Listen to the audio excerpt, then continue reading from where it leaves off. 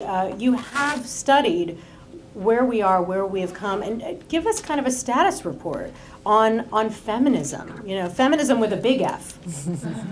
A big F or a little F? Yeah. F word, as we call it sometimes, or as it's sometimes called, right? I have to say, I love the title of this panel, that the little carrot with the still is on the programs, because there is still so much that we're fighting for, right? And I think, you know, to think about where feminism is now, we have to think about where we've been. And, you know, I wrote a book called Sisterhood Interrupted because I grew tired of hearing women blame each other for feminism's so-called failures, right? Enough of that. I was actually going through graduate school. It was the mid-90s, and it was kind of the dawning of the third wave, and I was in the process myself of deciding not to go on an academic track alone and to kind of become engaged in a more activist realm. And if I'd only known Anne at the time, I would have come straight to Chicago and bypassed New York, where I spent the last 20 years. But so as the third wave began to swell, I became really interested in this question of why younger women and older women didn't seem to be talking to each other, or at least weren't speaking the same language when it came to the question of what so-called modern liberated women were supposed to want, and what even that still meant, right? So there were other disconnects going on then, as there are now, as I'm sure we'll be talking about, but this generational one was one that hadn't quite been articulated yet. It was the dawning of a new generation of feminism's daughters. We were just coming to voice, and we had a lot to say. And I started to notice that we were clashing, that there were a number of flashpoints, which I started to think in my head as clash points around, what feminism was and what it meant specifically, the question of what it meant for modern women to be powerful and empowered across the class spectrum, right? So I started to notice that we were talking a lot about sex. These were the days of Girls Gone Wild, and young women were flashing their chests on camera or on TV, and saying that sexual liberation, sexual enlightenment was power, and older feminist veterans were sort of rolling their eyes and saying, "Is this what we fought for all those years?" Right? And then around this time too, flash forward a couple of years, in 2003, the mommy wars rekindled, just as we're seeing them rekindle now. But in 2003, Lisa Belkin came out with her famous opt-out revolution article that was kind of debunked with data saying that, most women can't afford to opt out. What are we really talking about anyway? But again, I saw this clash going on where veteran, activists were saying, we worked so hard to break down those doors so that women could get into the workplace, and now they're just, pitching up their tents and going home. Is this what we fought for? And this kind of debate around the mommy wars overshadowing all other debates about working women and women's lives. And I just started to realize that women of different generations sometimes have different ideas of what power is, of what sexism is. And because we're entering history at different points in time, we're bound to have different ideas of what feminism is. So the question I think that is always informing, I'm answering your question with another question. The question that's always informing these debates is, have we come a long way, baby, or just maybe? And I think, I found in looking at popular feminist discourse and rhetoric over the past 40 years, I was a scholar of literature and text at the time, so I was really interested in the way in which feminism was being defined in the public eye by younger women and older women who were writing about it in public forums. And I concluded, and I think I would conclude the same thing now if the book were coming out today, that women are fighting for the same things that we've been fighting for, for 40 years. And they kind of, constellate around 5 questions. 1 is, are women equal? 2 is, if not, why not? 3 is, can women have it all, and what is all anyway? 4, is feminism a culture, something where we change ourselves, or is it a cause? We change the world. And finally, who is feminism for? I think we're still debating. Mm-hmm. There is a woman, a CFO, who's gotten a lot of attention in the last couple of weeks, Sheryl Sandberg at Facebook, her book Lean Into It. We could probably do several hours just on what she said in her book, but we won't. But certainly what Anne referred to, we do have these women who have certainly shattered that glass ceiling. So what obligation do they have? And then for the rest of us who may not be, trying to hit the glass ceiling, can we do it all? Can we simply have a fulfilling careers? Economically, can we be stable on our own? Can we have the families that we want? Can we live where we want?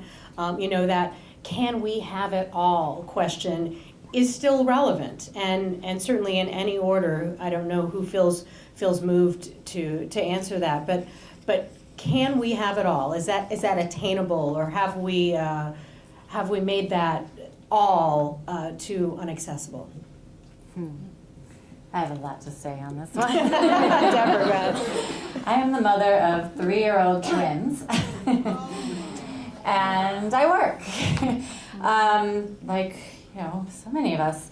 And I just want to preface by saying that I think it's really fascinating the way that Sheryl Sandberg's Lean In, Women, Work, and the Will to Lead, and also Marissa Meyer's decision to call the Yahoo telecommuters back to the mothership has dominated the conversation about all, right? I mean, we're talking of a certain segment of all, having it all.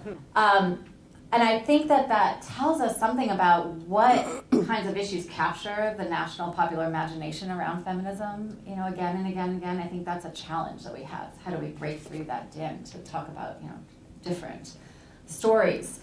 That said, this is the story today. And I think the question that we are, the debate that we are once again recycling is really about chicken or egg, and I mean the question of how do we go about having it all? How do women who want to lead in the workplaces, which is the segment that her book is largely talking about, how do we do that? Do we change our, do we make internal changes, chicken, or do we change, the barriers of our workplace, egg?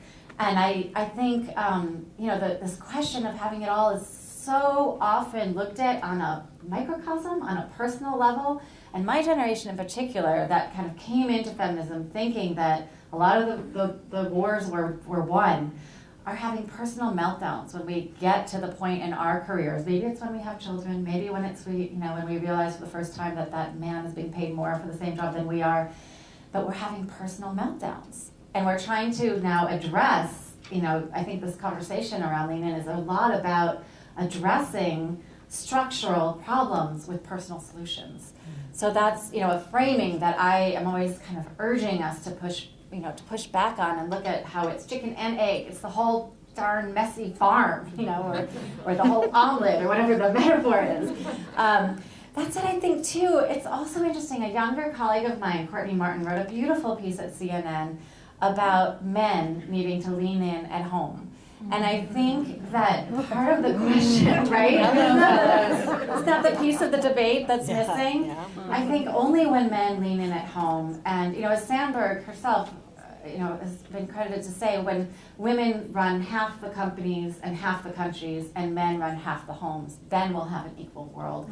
So I always want to, have this debate. I'm so glad there are men in the room. Hi guys, back there. Exactly. And I think the future of this debate, in part, is up to you. How are you going to step up and redefine caregiving as, it's not just feminine work? Do activism differently. I think this, again, is a question that's been debated since the start. When radical feminists were debating whether consciousness raising or protesting on the streets was the way to go. And Betty Friedan was, arguing that it was change in City Hall, and Kate Millett was arguing that it was sexual politics and, better orgasms, and right. So they're, oops, I said it. The camera's on. Okay. I think that,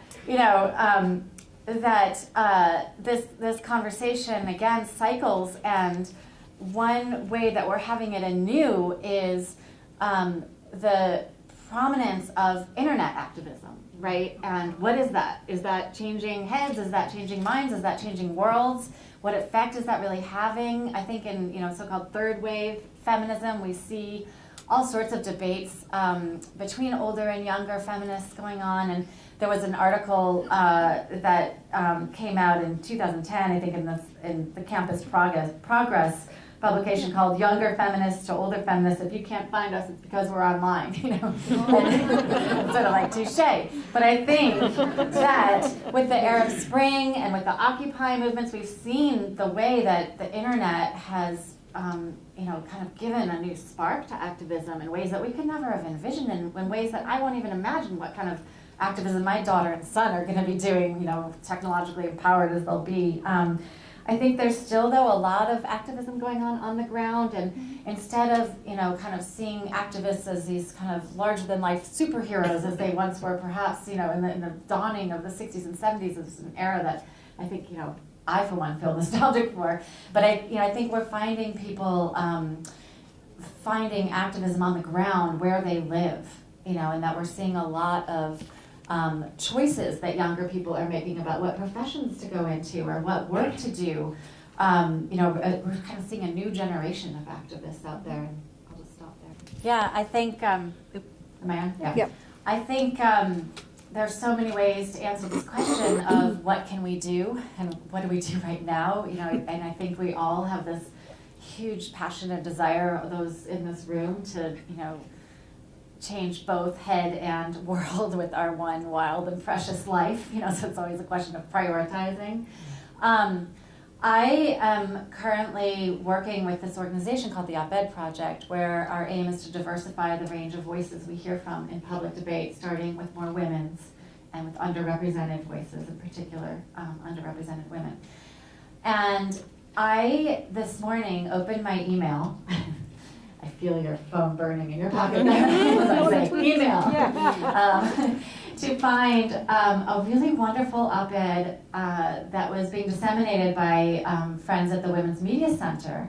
It was by a woman who's an hourly wage worker at Walmart, and it was kind of a letter, "Dear Marissa Myers, I hope you'll do something to help me too." And it was this beautiful piece that was kind of calling on Marissa, who had just, Marissa, or first name basis, Marissa Meyer, who had just joined the Walmart board of directors, to pay attention to working mothers' issues, such as this one's, and to help, working mothers like her not just break the glass ceiling, but get enough hours in her shift, and and I was so moved to see that she had written this. It was disseminated it was on the Women's Media Center site, but I hope that this might be a moment when we start to see pieces like that picked up. Because, Anne, I love the way that you were talking about two planets, and it is time in this moment of, have it all conversation for an intergalactic conversation, right?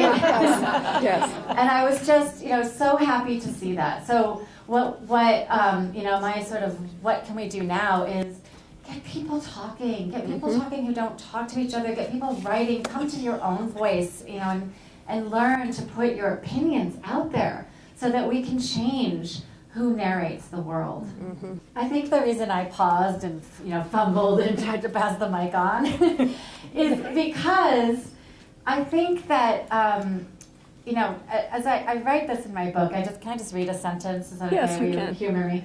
Feminism in the new millennium is not so much dead or an anachronism as it is a former seedling that took root and is now so grown, its DNA so mutated by forces it has encountered along the way, that it has branched out into the culture at large. Like an organism in evolution, a single word, identity, slogan, or catchphrase can never hope to capture the sum totality again. To sum it all up at the end of this book or at the end of this conversation, therefore, would be like trying to push a tree back into a seed. Very good. So I remember that was in your book. I think I get speechless because it has proliferated, and that is a good thing. And I think the bad thing is post-feminism. And I think that it's important to remember that the word post-feminist was first uttered in 1919, which was just a few decades, after the coining of the word feminist. which was, 1 year before women won the right to vote in this country. So as Anne was saying, the right wing has done such a great job of trashing feminism that a woman like Marissa Mayer, has kind of, I think, bought it hook, line, and sinker, that it's a chip, that it's strident, that it's whatever it is. This is feminism. All of you are feminism, and it's just going to keep on keeping on. A lot of success has come when companies have been able to make the case that having more women in leadership positions is good for the bottom line, right? We've seen this with Catalyst, and a lot of women's organizations have kind of been working in tandem to make that case, that it's not just something that women are clamoring for, but it's good for all of us, right? And I think that the same thing needs to happen for family-friendly policies. I think that line of rhetoric is a good attack. That when you have companies that acknowledge that their workers, many of them are also part of families, be they male or female, that companies that have flex time, have better retention. So I think that's a conversation we're still very much in the midst of having and are far, far, far from done. And I think we need more men to take paternity leave when it's offered, It's even when it's offered, and it's very rare that it is, but even a younger generation of men is reluctant to take it for fear of how they'll be perceived. There's now something called the daddy track, and men are, concerned about being daddy tracked. So we have to work, I think, both in terms of organizational policy, but also at the micro level of still raising consciousness and changing consciousness. And I am very hopeful as the mother of a boy and girl twin, that my little guy likes to push strollers and play house just as much as my little girl does. And I started a project called Tots in Genderland to help us think about how this all starts very, very young. So, I'm really glad you raised that question. I've been reading everything I can about Sandberg and Meyer in the wake of it, because I am just compelled and intrigued, and my brain just lights up every time feminism hits the main page, of all the media venues, and we're all talking about it. I think the more voices, ultimately, the better. I think we're just kind of calling for those not to be the only ones. But I'm kind of really grateful and jazzed that this debate has come into the spotlight again, as it has. I was born in 1969. I just missed the 60s. I just got in on the cusp. But I think one of the things from the Steubenville, I'm so glad you brought that up, because it's kind of subtext. I feel like we're all thinking about it, or a lot of us are. And one of the things that I found so moving is the way that we have been speaking out for each other, that women have been speaking out and valuing each other and valuing that Jane Doe. And there's been all this outpouring of what can we do, right? And so Jane Doe herself has ventured that she wants people to contribute to a shelter for domestic violence. And so the way that activism, I think, is happening, through each of us, and that there are really tangible responses that we can have to value this woman's wish, other women's wishes, is profound. I also think that writing and speaking and talking about it is key. And to answer the how are you not discouraged and how are you not tired, I'm exhausted. I mean, I think it would be, we'd be lying if we were sitting up here saying, I have so much energy every day to, fight the good fight. It is exhausting. And we can't not do it for the sake of our sons and daughters. I think that I get great hope from seeing change happen in our lifetime. I happen to, as a writer and a journalist and somebody who helps others kind of push their thought leadership forward, I have seen change in my lifetime. As Lisa was mentioning, at the Op-Ed Project, where we started in 2005 the bylines by women in the, major forums of the nation's most influential outlets. Op-Ed pages was 16%, and 5 years later, thousands of women coming through our seminars. There's one on April 6th here in Chicago. Talk to me if you're interested. Now it's at 21%. And I think that, as Anne was saying, there are areas that we're now attacking where we are having an impact. We want to reach a tipping point. Tipping point in, is 30%, 33%. We're going to get there. So I think it's really, a matter of intervening where you feel your contribution lies, because no one of us can do it all in terms of activism, but we all can through each other.